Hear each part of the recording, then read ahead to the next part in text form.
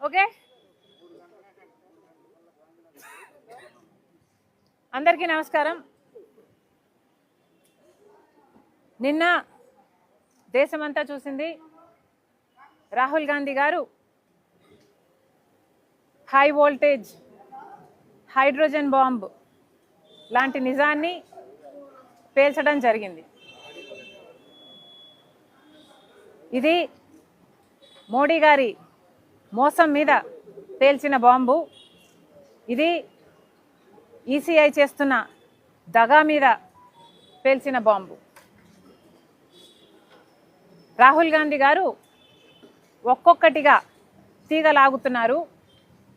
దాంతో కర్ణాటకలో, మహారాష్ట్రలో, నిన్న హర్యానాలో జరిగిన ఈసీఐ చేసిన మోసాన్ని దేశం ముందు బయటపెట్టారు. నిన్న చాలా వివరంగా రాహుల్ గాంధీ గారు ఒక ప్రెజెంటేషన్ని దేశ ప్రజల ముందర పెట్టడం జరిగింది. దాంట్లో హర్యానాలో 25 లక్షల ఓట్లని ఈసీఐ బీజేపీకి అనుకూలంగా అవుట్కమ్ మారడానికి ఒక దగా చేసినట్టు రాహుల్ గాంధీ గారు దేశం ముందు ఈ నగ్న సత్యాన్ని పెట్టడం జరిగింది. 25 లక్షల దొంగ ఓట్లు అంటే హర్యానాలో మొత్తం ఉన్నదే 2 కోట్ల ఓట్లయితే దాంట్లో 25 లక్షల ఓట్లు దొంగ ఓట్లే. అంటే 8 మంది ఓటర్లకు ఒక ఓటు దొంగ ఓటు. ఎంత ఆశ్చర్యం! అసలు హర్యానాలో పోల్ అయింది బీజేపీకి, కాంగ్రెస్ పార్టీకి ఓట్ షేర్ చూసుకుంటే రెండిటికి పెద్ద తేడా లేదు. బీజేపీ పార్టీకి 55,48,000 చిల్లర ఓట్లు పోలైతే కాంగ్రెస్ పార్టీకి పోల్ అయ్యింది 54,30,000 చిల్లర. అంటే కేవలం 1,18,000 కేవలం 1,18,000 ఓట్ల తేడాతో హర్యానాలో బీజేపీ అధికారంలోకి రావటం జరిగింది. అంటే వీళ్ళు దొంగ ఓట్లుగా 25 లక్షల ఓట్లు చేర్చారు. దాంతో 1,18,000 ఓట్ల తేడాతో బీజేపీ పార్టీ హర్యానాలో గవర్నమెంట్ ఫామ్ చేసింది. ఇది సర్కార్ చోరీ కాకపోతే ఏమిటి అని అడుగుతున్నాం. నిజంగానే 25 లక్షల దొంగ ఓట్లను చేరుస్తే 1,18,000 ఓట్లతో బీజేపీ పార్టీ అధికారాన్ని జిక్కించుకుంది. ఓటు పర్సంటేజ్ చూస్తే బీజేపీకి 39, ఏది ఈ 25 లక్షల దొంగ ఓట్లు చేర్చిన తర్వాత బీజేపీకి వచ్చిన vote share 39.9. Congress party India కూటమికి వచ్చింది, ఒక కాంగ్రెస్ పార్టీకే వచ్చింది 39.1 ఏమో, కూటమి అంతా కలుపుకుంటే 39.3% వచ్చినట్టుంది. అంటే కేవలం 0.7%తో బీజేపీ పార్టీ అక్కడ గెలవడం జరిగింది. కాంగ్రెస్ పార్టీ అధికారం కోల్పోవడం జరిగింది. అంటే ఈ 25 లక్షల దొంగ ఓట్లను చేర్చకపోయినుంటే కాంగ్రెస్ పార్టీ చాలా సులువుగా హర్యానా ఎలక్షన్ను స్వీప్ చేసేది, సర్కార్ను ఫామ్ చేసేది. కేవలం 25 లక్షల దొంగ ఓట్లని చేర్చారు కాబట్టే హర్యానాలో బీజేపీ పార్టీ సర్కార్ని ఫామ్ చేయగలిగింది మోసం చేసి. ఇంత అన్యాయం జరిగింది హర్యానాలో. హర్యానాలో ఎగ్జిట్ పోల్స్ మొత్తము కాంగ్రెస్ పార్టీ అధికారంలోకి వస్తుంది అని చెప్పిన తర్వాత కూడా ఈ మోసానికి మాత్రమే, కేవలం ఈ మోసం కారణం చేత మాత్రమే బీజేపీ పార్టీ అధికారం చేజిక్కించుకుంది. ఇది మన దేశంలో జరుగుతున్న వాస్తవ పరిస్థితి.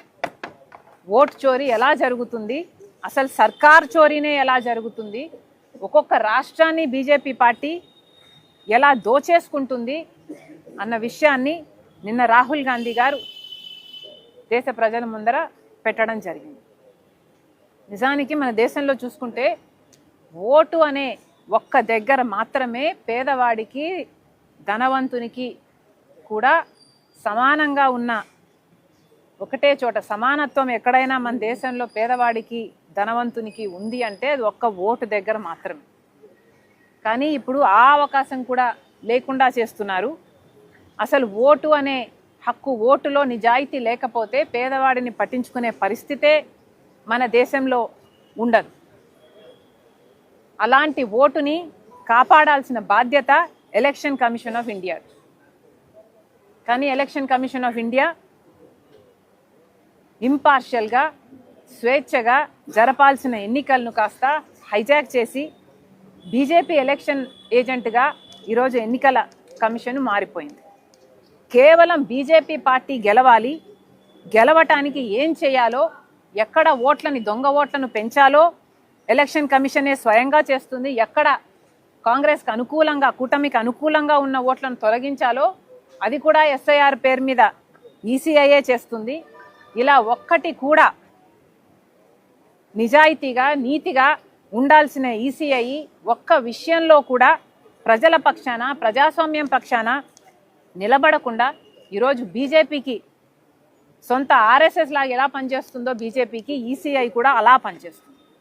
ఇప్పటికే మన దేశంలో మొత్తం అన్ని వ్యవస్థలను బీజేపీ తమ గుప్పిట్లో ఉంచుకుంది, తమ చెప్పు చేతుల్లో ఉంచుకుంది. వాళ్ళు ఎలా చెప్తే బీజేపీకి అనుకూలంగా పనిచేసేటట్టుగా ఇప్పటికే అన్ని వ్యవస్థలను బీజేపీ భ్రష్టు పట్టించింది. ఇన్కమ్ ట్యాక్స్ అయితేనేమి, ఈడీ అయితేనేమి, సిబిఐ అయితేనేమి, ఆఖరికి ఆర్బీఐ అయితేనేమి, స్టాక్ ఎక్స్చేంజ్ అయితేనేమి, ఇలా ఒకటి కాదు, రెండు కాదు, అన్ని వ్యవస్థలను బీజేపీ భ్రష్టు పట్టించడం కాకుండా ఇప్పుడు ఈసీఐ కూడా ఆ జాబితాలో చేరిపోయింది. ఇక మన దేశంలో ప్రజాస్వామ్యం మిగులుతుంది అని అనుకోవాలా? ఇలా ఒక్కొక్క చోట ఓట్ చోరీ జరుగుతూ, సర్కార్ చోరీ జరుగుతూ పోతే ఇక మన దేశంలో అసలు ఈ రాజ్యాంగం మిగులుతుందా? ఈ బీజేపీ పార్టీ రాజ్యాంగాన్ని మిగులుస్తుందా అన్న అనుమానం కలగటం లేదా? అందుకే రాహుల్ గాంధీ గారు ఇది చాలా ముఖ్యమైన అంశం కాబట్టే ఓట్ చోరీ మీద ఇంత పోరాటాన్ని నెత్తికెత్తుకున్నారు రాహుల్ గాంధీ గారు. ఇటీవల కాలంలో చూసాం, 3 ఏళ్ల కింద రాహుల్ గాంధీ గారు ఐక్యత కోసం, సోదరభావం కోసం 1000 కిలోమీటర్ల పాదయాత్ర చేశారు. ఆ తర్వాత కూడా రాజ్యాంగాన్ని కాపాడటానికి, రాజ్యాంగం అనే పుస్తకాన్ని పట్టుకొని మరి ఒక ఉద్యమం లాగా ఈ దేశంలో అవేర్నెస్ని క్రియేట్ చేయడానికి, రాజ్యాంగం కాపాడటానికి రాహుల్ గాంధీ గారు పోరాటం చేశారు. ఇప్పుడు ఓట్ చోరీ జరగకుండా ఓట్ అనే హక్కుని కాపాడడానికి రాహుల్ గాంధీ గారు ఈ పోరాటాన్ని ఎత్తుకున్నారు. ఇది రాహుల్ గాంధీ గారు చేయటం, కాంగ్రెస్ పార్టీ చేయటం, మా నాయకుడు చేయటం మా అందరికీ గర్వకారణం. ఈసీఐని ఇప్పటికే రాహుల్ గాంధీ గారు డిమాండ్ చేశారు. ఇప్పటికైనా పద్ధతి మార్చుకోవాలి, ఇప్పటికైనా నిజాలను బయటపెట్టాలి. ఈసీఐని ఓటర్ జాబితా, డిజిటల్ ఓటర్ జాబితాని డిజిటల్ డేటా రూపంలో ఇవ్వాలి అని డిమాండ్ చేశాడు రాహుల్ గాంధీ గారు. కానీ ఇంతవరకు ఈసీఐ దానికి స్పందించలేదు. అలాగే సీసీటీవీ ఫుటేజ్లు చాలా చోట్ల 5-6 గంటల మధ్యలో 60 లక్షల ఓట్లు, మహారాష్ట్రలో అయితే 60 లక్షల ఓట్లు between 5 PM and 6 PM poll అయ్యాయి. అవి ఎవరు వేశారు చూద్దాము అంటే సీసీ ఫుటేజ్లు లేవు. ఇలా ఎక్కడ దొంగ ఓట్లను చేర్చారు, ఎక్కడ కాంగ్రెస్కి అనుకూలంగా ఉన్న ఓట్లను తీసేశారు, ఇవన్నీ తెలియాలి అంటే డిజిటల్ డేటా చాలా ముఖ్యం.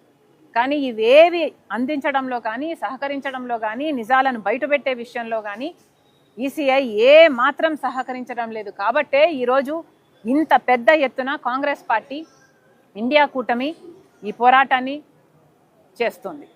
ఈ పోరాటంలో భాగంగానే ఓట్ చోర్ గద్దీ చోడ్ అనే క్యాంపెయిన్ కాంగ్రెస్ పార్టీ చేపట్టింది.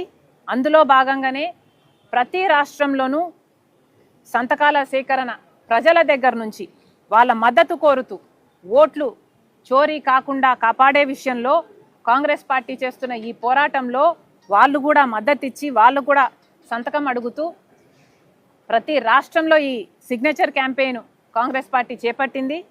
ఆంధ్ర రాష్ట్రంలో కూడా 175 నియోజకవర్గాలకు గాను ప్రతి కోఆర్డినేటరు ప్రతి జిల్లా అధ్యక్షుడు కష్టపడి జనాల మధ్యకు వెళ్ళి 17,65,000 చిల్లర సిగ్నేచర్లని ఓట్ చోర్ గద్దీ చోడ్ అనే క్యాంపెయిన్కి కాంగ్రెస్ పార్టీ చేస్తున్న ఈ పోరాటానికి మద్దతుగా సేకరించడం జరిగింది. అదే ఇక్కడ నా వెనకాల ట్రక్లో మీకు కనిపిస్తున్న సంతకాల సేకరణ ఫామ్స్ ఒకటి అమ్మ నాకు అది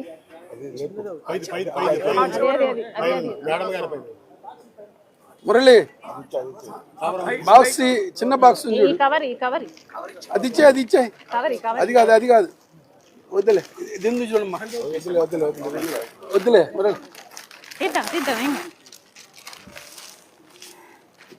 కవర్ దీనికి సరిపోతుంది. అది పట్టుకోనా అది తీసుకోనా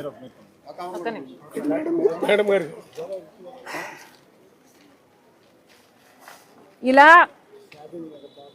ఆంధ్ర రాష్ట్రానికి చెందిన కాంగ్రెస్ పార్టీ నాయకులు కాడరు అందరూ కలిసి 175 నియోజకవర్గాలలో జనాల మధ్య తిరిగి ప్రతి మార్కెట్లో జనాలు ఎక్కడైతే గుంపుగా ఉంటారో అక్కడికి వెళ్ళి బీజేపీ పార్టీ ఈసీఐ ఓట్ చోరీకి ఎలా పాల్పడుతుందో వాళ్ళకు చెప్పి ట్రాక్లు ఇచ్చి వాళ్ళ మద్దతు సేకరించి ఇలా సంతకాల సేకరణ చేశాం.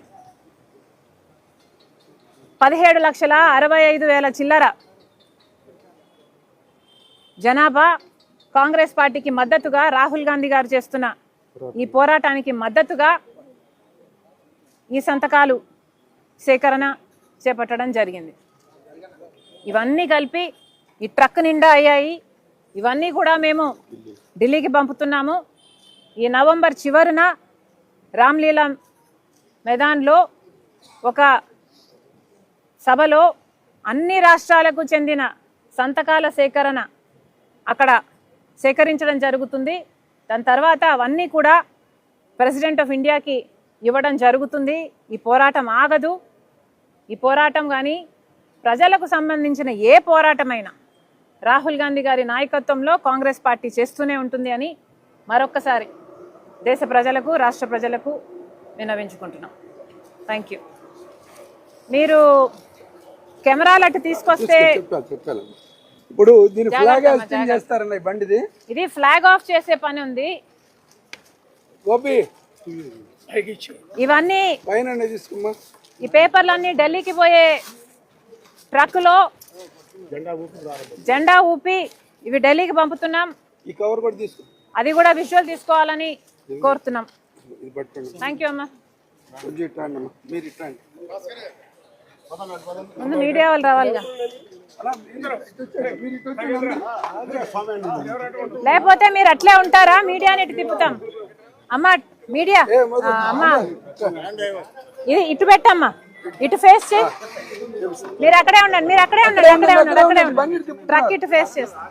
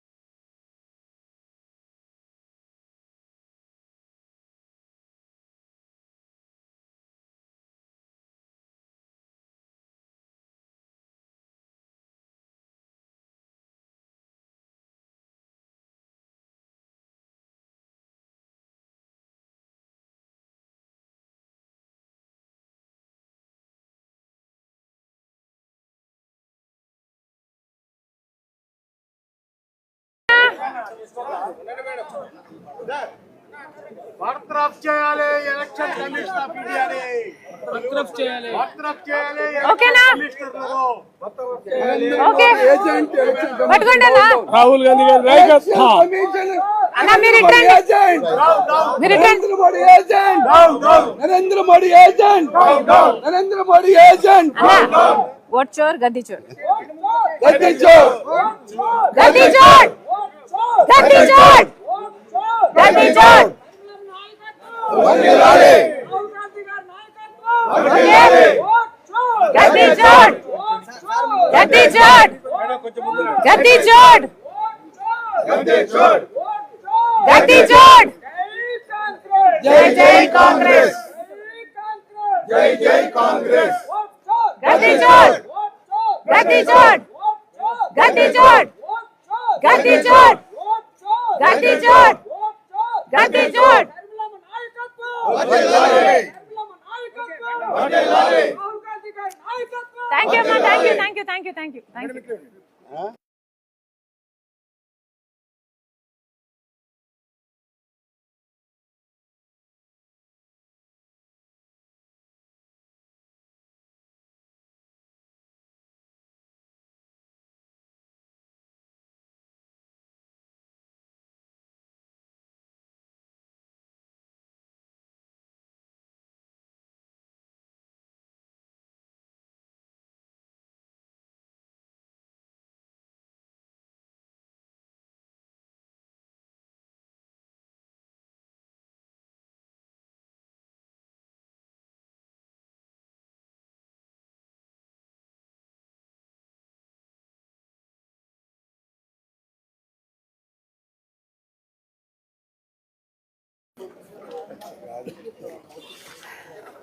ఓకేనా?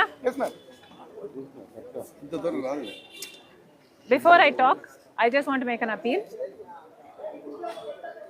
आंध्र प्रदेश से जो बिहार के भाई बहनों हैं, जो बिहार में वोट डालने जा रहे हैं, उन सब से आंध्र प्रदेश की कांग्रेस पार्टी विनती करती है कि अब की बार जो आप वोट देने जा रहे हैं, सोच समझ के दिए. 11 साल से बीजेपी पार्टी सरकार में है, लेकिन क्या बिहार में तरक्की है? क्या बिहार में रोजगार है? क्या बिहार में विकास है? राहुल गांधी जी